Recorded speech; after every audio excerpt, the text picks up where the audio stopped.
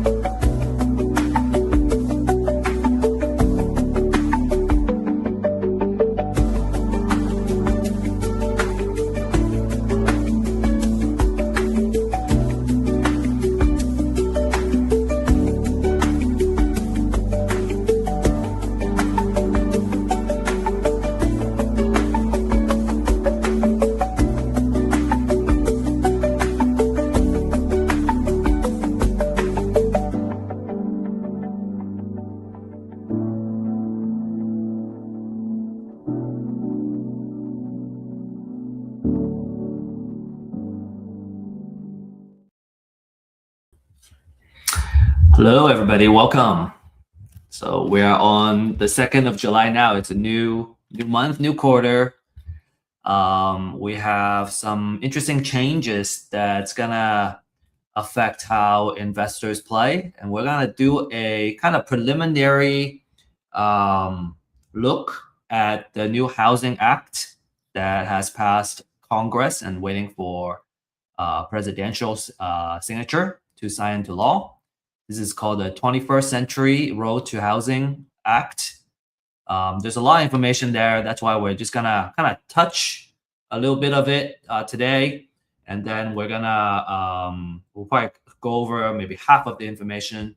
We'll touch the other half next week, and then another thing we'll do is we'll also kind of look into the deep dive of how it affects us as investors. Okay, so that's going to be a little bit of our theme for this month.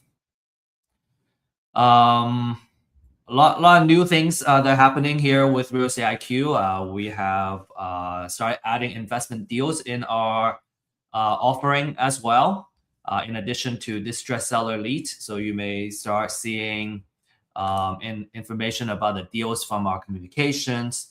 And as you've been following us, you probably also see and know that we started adding those in our offerings and our inventories. And along with that, we also have hot leads and warm leads as well, right? Traditionally, we've been offering the distressed seller leads that are ready for outreach, but they're cold leads, right? Cold leads means they have a problem, they don't know a solution, they don't know you. And when we bring you the appointments and hot leads, this person is kind of ready. They're already, they need help, right? They raise their hand, they need help. So it's much easier to convert them into deals. So we have those as offering too. Another thing is we have news and insights on our website. So make sure you consistently follow our website on a weekly basis. You're going to see some top highlights of what's going on in the market.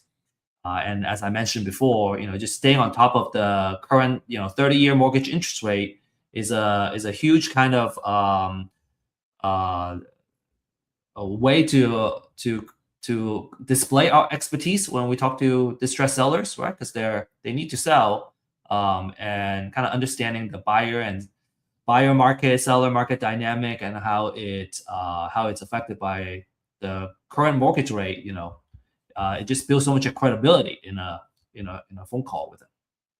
Okay, let's get started. We're gonna have a relatively short session, maybe about 30 minutes. And if it goes a little bit longer, that would be fantastic.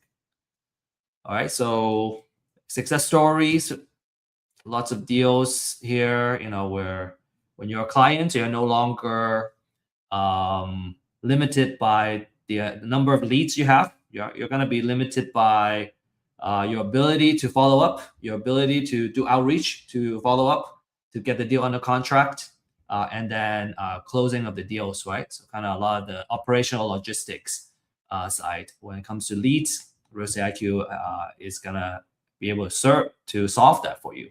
In fact, Ismail, a longtime client of ours, he has made many deals with us. And in fact, we just made a deal with him that closed yesterday. So everything that we showcase here is information purposes only, right? There are times where we show you some of the projects that are currently in work, just kind of show you what the flavor looks like as a rehabber and kind of turning houses into a rental. What the progress looks like. We could potentially show some of the deals that we're underwriting. That's the acquisition phase. And so, but all of these are just kind of case by case studies. Right? Every deal is different, and we don't offer investment, financial, or legal advice. And if you need help closing a deal, right? Either you have a lead or you need a lead, come to us. If you have a lead, you don't know how to kind of put that under contract, you come to us. And how to coordinate and distribute the deals, you can also come to us. We can help you, walk you through it. We're actively looking for deal partners, right? Folks that we can partner with and we can do many, many deals with. So we'd love to talk to you.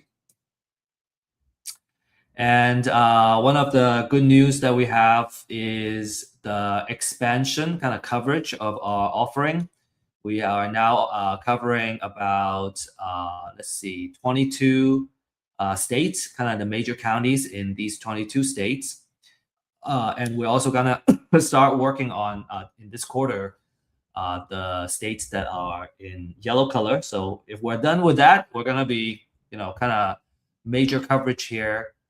The red ones are a lot harder based on our research and development, but the yellow ones could be coming soon. And at least for right now, quite a few states that you can market to. If you're already in those states, right, that's a really key advantage that we can offer you.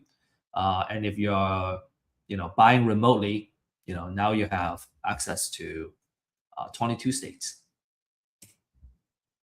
So let's go over some market updates. All right, we always stay on top of the mortgage interest rate, right? As the mortgage rate now edges a little bit lower as of, let's see, June 26th. So basically the end of last week, we are seeing purchase application going up. That means it leads to a buyer demand increase. And that is 3 months now of year-to-year growth, which is a good news that moderates the fact that the sales of properties have slowed down, and we're seeing a higher inventory, months of inventory across the market. Overall, it's still heightened comparing to the COVID time, but kind of historically at around 6% or so. It's still historically low.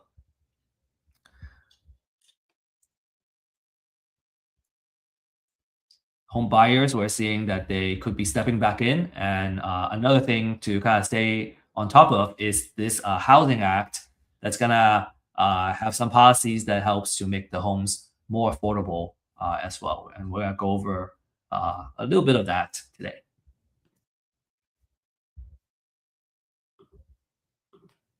So speaking of housing affordability, we've been looking at the mortgage rate being around 6.5%, and while some say that the broader economy is resilient, the high borrowing cost is contributing to the affordability factor. And again, the bill is gonna touch on that, and there are some items about how the Congress plans to adjust for the affordability. And actually, we've been looking at that in the past month or so to kind of evaluate the viability, and we're about to work on launching a pilot project on that, and we're gonna go over that a little bit.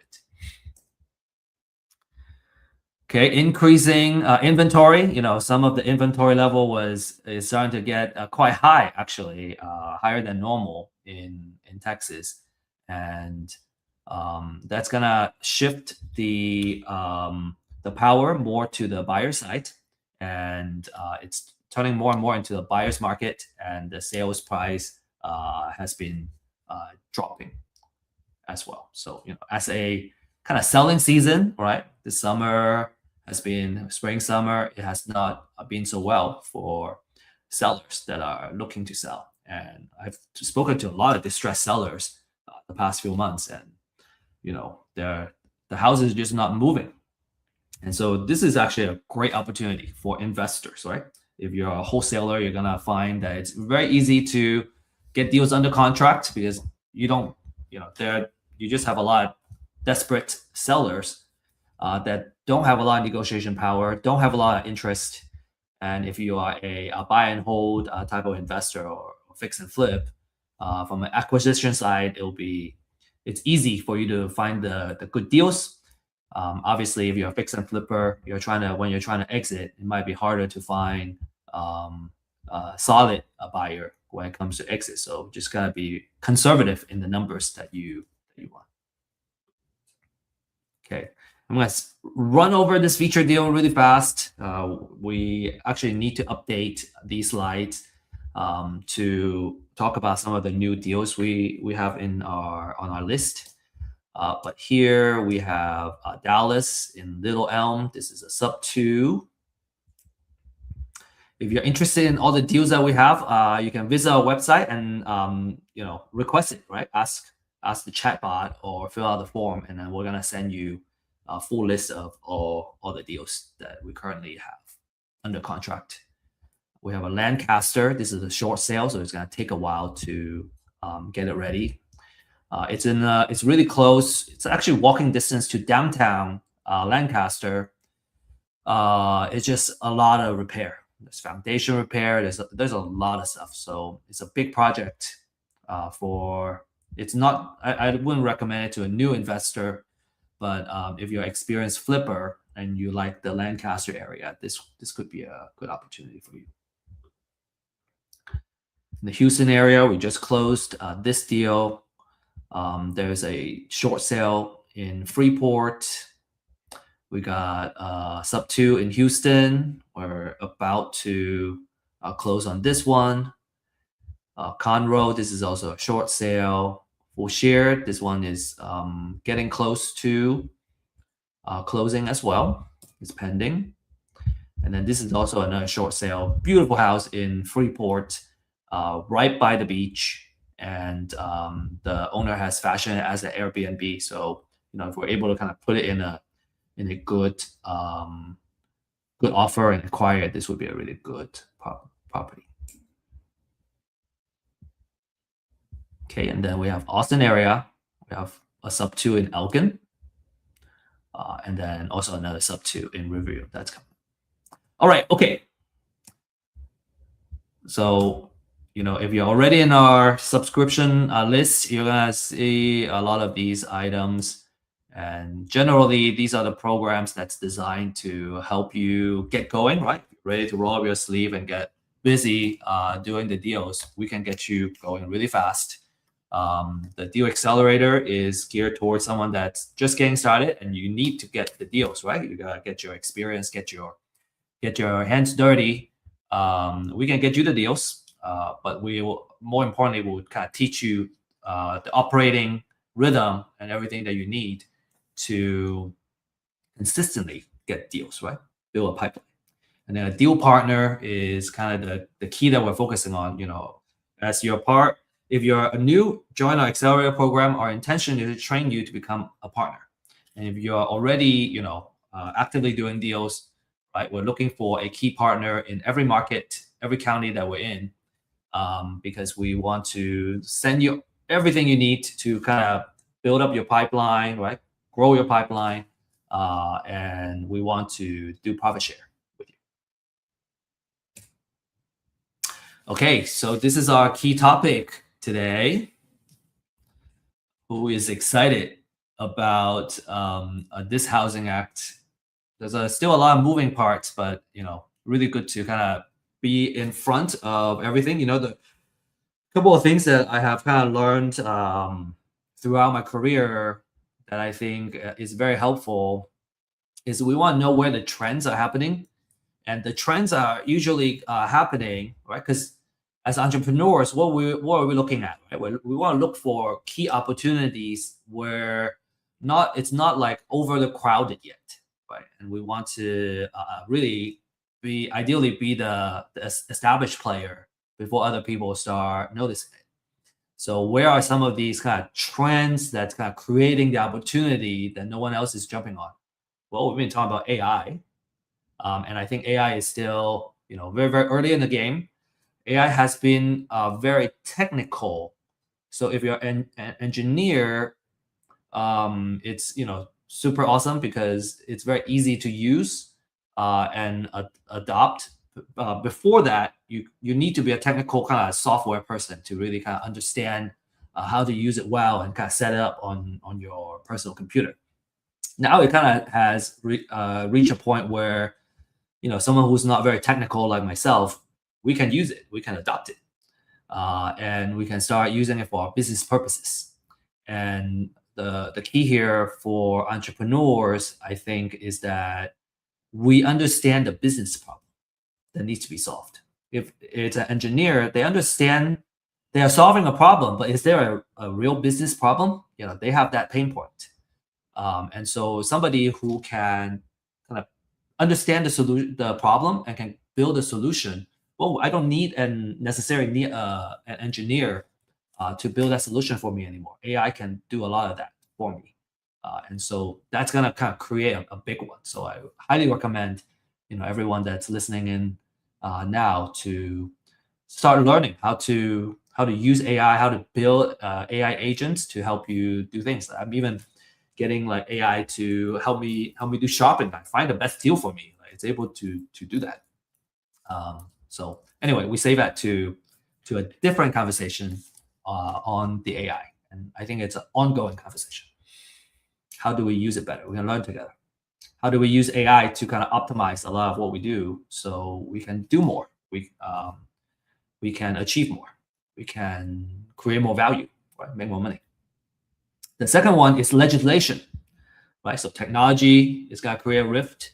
Legislation is also going to create a rift. So staying on top of legislation is going to give us a leg up too. So that's why we're presenting kind of right. We want to really follow this new act here. Oh, I need to switch my presentation.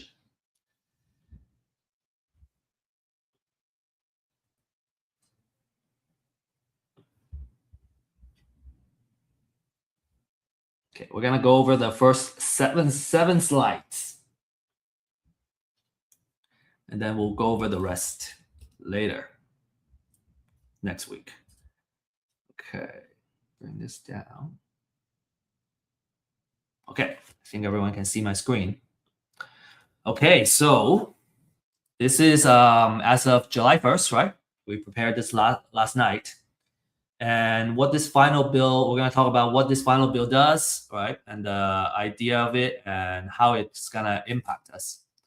We're going to talk about what we watch for in Texas. But, again, I know a lot of folks from the audience also are potentially in another state, or you are investing in other states. So you can also kind of see a lot of how it applies to your particular market. So there are 12 policy titles. And one thing to kind of pay attention to is what this is, the SFR threshold. That's the number of single family rentals, right? SFR stands for single family rental. How many properties a institutional investor can hold. And then there's some exceptions. Anyway, we have to go through detail. So as of July 1st, the bill has gone through progress and is waiting for presidential action. And why is this important to, I guess, and if you really follow, you would have seen that on June 29th, President Trump did not sign it. And he even made a comment that nobody cares about housing. So we'll see how the negotiation goes. I think there's a lot of interest in play here. But kind of the idea is that if it doesn't sign, after 10 days, it will still kind of go into a law unless there's an active veto.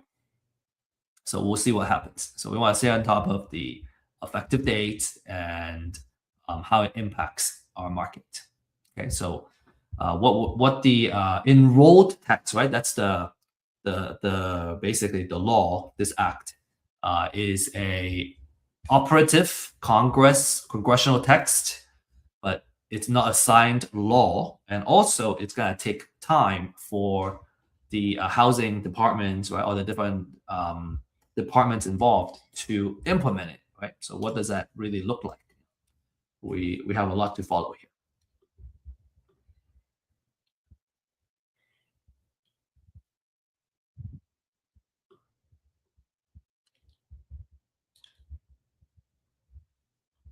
So the big theme of this bill is about institutional SFR limits, institutional single-family rental limits. It's about permitting changes and also manufactured homes. Okay, and then the different lenders and how it affects lending. I think we're not going to talk about lending today. We're going to focus more on the first three. Okay, so kind of one of the key one is, we have heard investors complaining that institutional buyers are buying up a lot of properties during COVID and holding it, and how that happens. What that does is that it drives up the market value. And one thing that somebody pointed out to me is that real estate is a really funny thing, because the value of real estate is driven by very few transactions that are happening in the market today.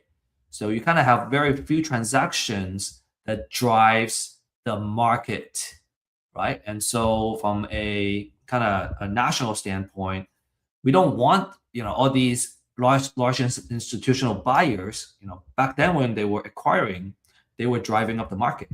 But now we don't really want them to dump all the properties. We don't want them to divest either, because if they all dump the properties onto the market, it's going to flood the market, and then the real estate market is going to crash. So it's kind of against many people's interest.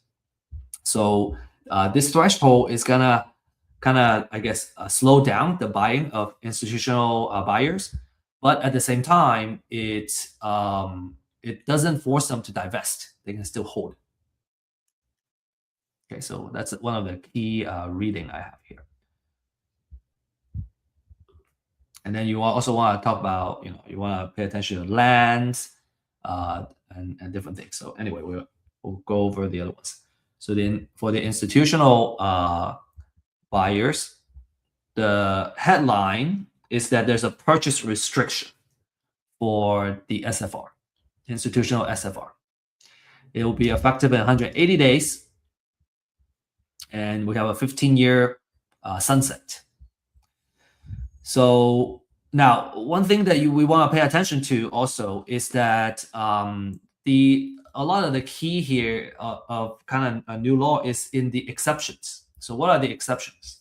The exceptions is gonna limit to down here, buy to rent, right? BTR, servicing, homeowners programs, and also it's not on this slide, on foreclosures. So for foreclosure purposes, for foreclosure purchases, it does not limit these institutional purchases. So these are the couple of items that are exceptions. Okay, so if it's built to rent, they can hold more. If it's renovate to rent, which means we're rehabbing into renting, there's no restriction there. Rent to own programs, there's no restriction. Loss mitigation, foreclosure, type of acquisition is also not part of this transaction, not part of this restriction. And then the age 55 plus communities, also not part of the restriction. Okay, so that's very important, because we're gonna still be competing on those lanes, right?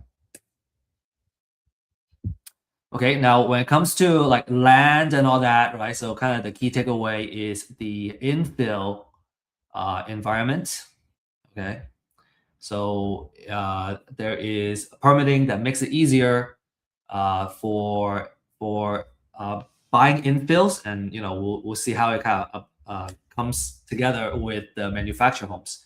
Right, infills are gonna be easier for permitting purposes, right? To create more housing. And then another thing is the public land database is gonna be available starting on October 1st, and I think we also want to jump into that and see how we can offer some of this data for everybody. This is one of the key slides, and we're gonna talk about this in a little bit more detail. The whole idea of the affordable housing is that it's kind of two things. One, with the current interest rate, existing homes have become, the price has become so high that it's hard to afford, right? And then newly built houses, they are still very high, and also they are not keeping up with the housing demand. So we have, in general, a housing shortage, and what my interpretation of this law is that it's gonna, we want to look into how we can bring more housing to our nation, and the answer here is infill lots and then manufacture homes, right? Putting a manufactured home on there. So how they're gonna make it easier is that they're gonna expand the definition of what is a manufactured home. They're gonna make it easier to get financing. So it has always kind of been the way where you can put a manufactured home onto the land and then and getting it qualified for FHA. So they're gonna make it easier. So now a buyer who can qualify for FHA loan, they're gonna have the financing to purchase these manufactured homes. I don't know what your stance is with manufactured homes and what your impression is for manufactured homes, but in general, they can be produced in a much cheaper way because they are mass produced in an area instead of on site. And the quality of these houses, depending on where you look, they can be very highly. They're very solid. I've seen some wood framed manufactured homes that is built on their site, and then you can move it to the site that you want to put the house in. Very, very solid. We're actually embarking on a project to bring some of that to the Texas Triangle. So this opportunity is strongest, right? It's for kind of modular homes, manufactured homes. The land infill cost is still low in a lot of rural area, and it's gonna encourage proliferation of affordable housing in these communities, these more rural communities. So we're gonna stop here, and I don't know if you have comments or whatnot. I think this is kind of the key takeaway, which is look into manufactured homes, right? We still have opportunity of buying existing homes that are distressed, but if the opportunity can be having lots and putting a manufactured home or modular home in there, and then just make all the connections, right? So I think we're fortunately we seem quite well positioned to kind of take advantage of these opportunity, which is we already started the research and all that stuff in making the connections, and so this act we're going to follow this very closely to see what additional opportunity it's going to bring to us. And we still see a lot of a need for kind of rural communities that need high quality housing. People want to move out of the city where it's more expensive, but then the challenge is that a lot of the housing in those communities are old and abandoned. They're not livable, and so here this is gonna bring a stock of new houses, right? That are again good quality and affordable, and so we're gonna see what kind of incentive are available to really encourage that. But obviously, kind of being the first in the game is half the game. Okay, we're gonna stop here. A couple of additional upcoming topics we're gonna go over in the upcoming weeks is the rest of the slide here, and we're gonna do a little bit deeper dive too. How do we play this, right? All this is kind of headline. We're gonna do more deep dive and really understand how we can take advantage of these legislations. And then another main topic that I want to do is to arrange to have a speaker to join us and teach us the sub two in a deeper manner. What I try to say is there are two sides, right? If we're gonna make a deal for a sub two, and why do we care about sub two? It's because houses that are facing foreclosure, the sellers, a lot of times they don't have equity in the property, for a cash offer. So what that means is, okay, seems like one of the more viable way is to do a sub-2 transaction. So what does sub-2 mean for the seller, right? How do we help them? And how do we structure it so that it's advantageous for them, and it's we can explain to them what's the advantage and what's the pros and cons, right? Let's be real. I find that they appreciate kind of being straightforward and telling them, okay, here's the pros, here's the cons, here are all your options, and then let them make their decision. I try not to sell anything, right? Like let them make their decision. We're all adults, grown-ups. And on the other side is, well, we want to structure it so that there's a buyer, right? And if the buyer is interested, we make the transaction. We can make a fee. So from a buyer standpoint, what are they looking for, and what are their criteria? So I want to invite a speaker that can teach on one side, right, how to structure it, how the sellers think, how we can make it, and how we can structure the deal. And on the other side is, as a sub-2 buyer, what are they looking for? So when we structure the deal, we already know how to make that match. So that's gonna coming in the rest of July, and so you can just keep following these weekly deal makers meetings, same time, same day, every week. If you have questions, let us know. And that's all I have for you today. Maybe let me bring back that one last slide that we have. Let me see what other content we have prepared for you on these.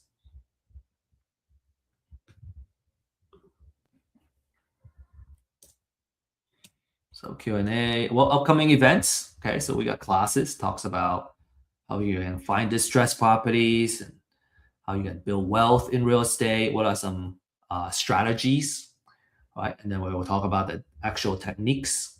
So if you haven't attended these classes, make sure you attend them. These are a couple of live events. The office hours is where we discuss the deals live. And if you have questions, right, or just want to meet me, you can join here. You can scan this QR code. It will take you to a link where you can sign up for these events. And to end today, most important thing is taking action. I think we don't learn until we take action and make mistakes. So I think it's very important to if you feel that you have seen enough, you have learned enough, right? You're ready to kind of put this into action. That's my biggest encouragement. Take action, just keep rolling. You will start running faster, and you start, seeing real estate as a true career for you. So we'd love to meet you in person, and that's all we got today. I'll see you next week, and if you join our office hours, I'll meet you in person there. All right, thanks everybody. Talk to you later.